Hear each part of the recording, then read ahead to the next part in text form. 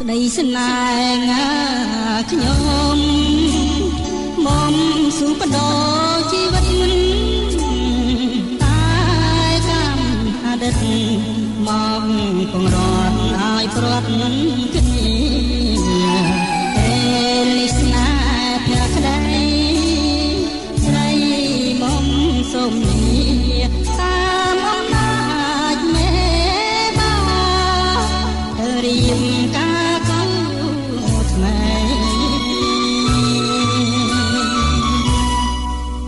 ភ្លេងកា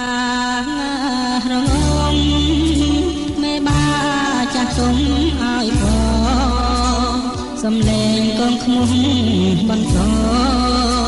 ញៀវមកកកចងណៃ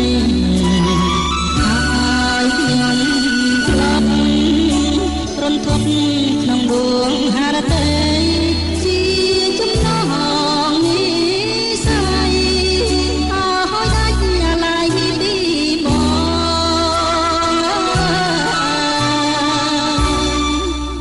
ម្ដេចចិត្តខ្ញុំស្រណោះមុំ